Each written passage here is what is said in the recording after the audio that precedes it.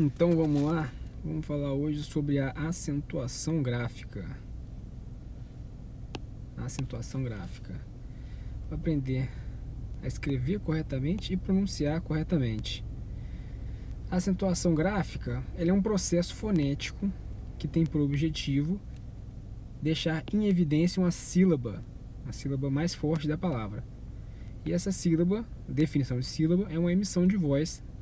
E cada sílaba é formada por uma vogal. A definição de sílaba é essa. E a gente tem uma divisão da palavra de acordo com a posição da sílaba tônica dessa palavra. A sílaba que é mais forte, ela vai, ser nominada.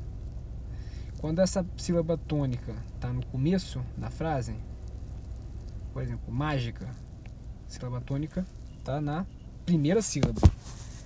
É uma proparoxítona. Quando está no meio, a sílaba tônica medial é uma paroxítona.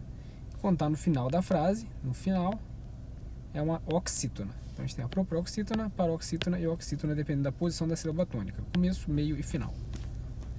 E as regras de acentuação? A gente tem os grupos de regras que são... primeiro, um grupo de regras relacionadas à posição ligada à sílaba tônica. E a segunda regra são as regras relacionadas aos acentos diferenciais. Então a gente tem esses dois grupos de regras sobre esse tema geral. Em relação à posição da sílaba tônica, a gente tem uma divisão das palavras da língua portuguesa, onde a maioria delas vão ser paroxítonas. 75% das palavras serão paroxítonas, então toda palavra tende a ser uma paroxítona.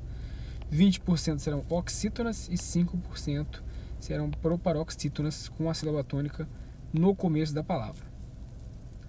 Assim, deu-se uma ideia de acentuar, então, as minorias. Uma regra geral de acentuar as minorias. Acentuando-se as paroxítonas em dois casos, que são as mais comuns. As mais comuns a gente acentua em dois casos. Quando essa paroxítona não termina em A, E, O, em e ens. A, E, O, em e ens. Tá? E quando essa paroxítona ela termina em um ditongo. Também não, quando ela termina em um ditongo, por exemplo, órgão, ela também... Não, quando ela termina em um ditongo, ela é acentuada. Ela é acentuada. Farmácia, órgão. Então a gente tem uma acentuação na paroxítona que termina em ditongo. E a gente acentua também as paroxítonas que não terminem em A, E, O, em e ens. Por exemplo, hífen. Entendeu? Fácil. Estéreo. Palavras que não terminam em nesses últimos aqui sufixos, né? E no novo acordo ortográfico caíram... O que mudou? Caíram os acentos nos ditongos orais e abertos, representados por ei, oi, e, eu, da sílaba tônica das palavras paroxítonas. Por exemplo, ideia.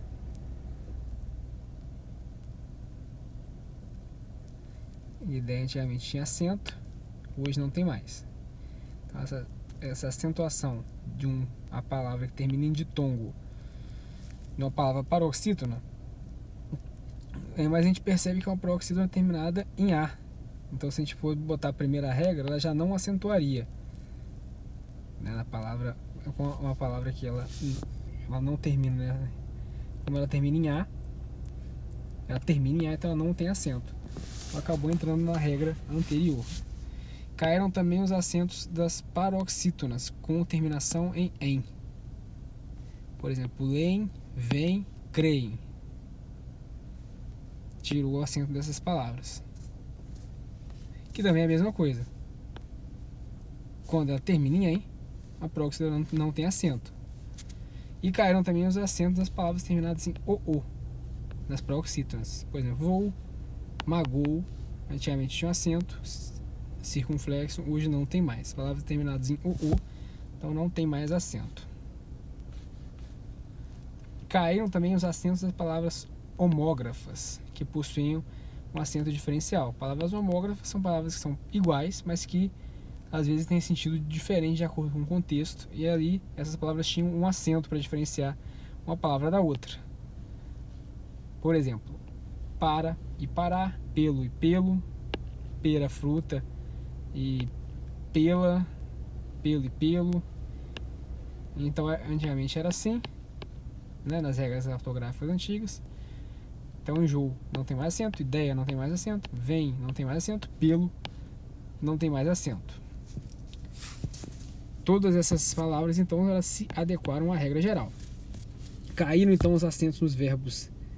Outra alteração foi que caíram especificamente os acentos nos verbos arguir e redarguir, que eram flexionados em arguo e redarguo.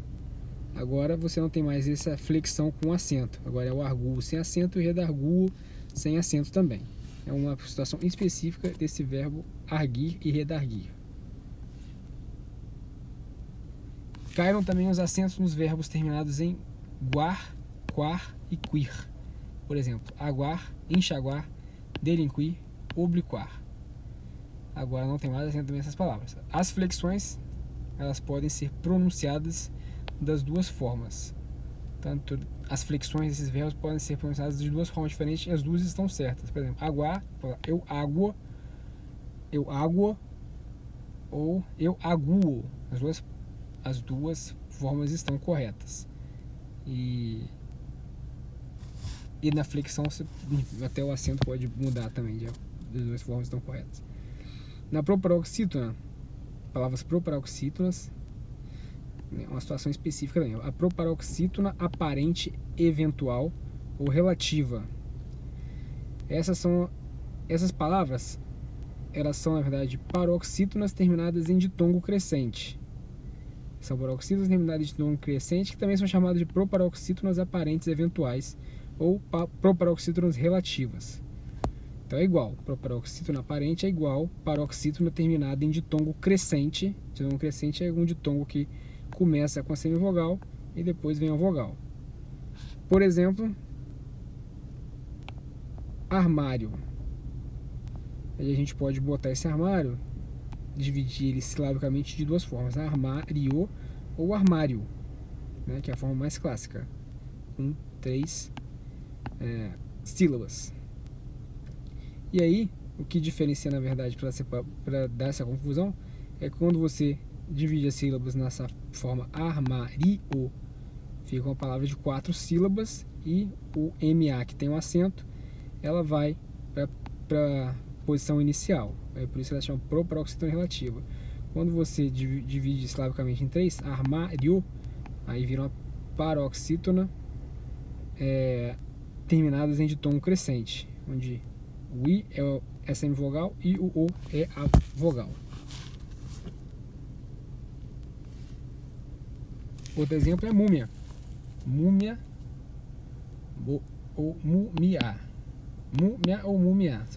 Outro exemplo também de proparoxítona eventual, ou de paroxítona terminada em ditongo. E as oxítonas, quando a gente acentua ela? Quando elas são terminadas em A, E, O, N e ENS. É o contrário das paroxítonas, que não terminam nessas palavrinhas aqui. Então, as oxítonas, quando elas terminam nessas situações, a gente bota um acento nela. Tá? Por exemplo, sofá, cajá, cipó, chalé, maracujá e filé. Então, as oxítonas terminadas em A, E, O, N e ENS ganham acento. É o contrário da paroxítona. E na regra das palavras monossilábicas. Palavras monossilábicas, a gente acentua as monossílabas tônicas formadas por A, E e O. A palavra monossílaba que é formada com A, E e O, por exemplo, pé, já, pá, dó e pó.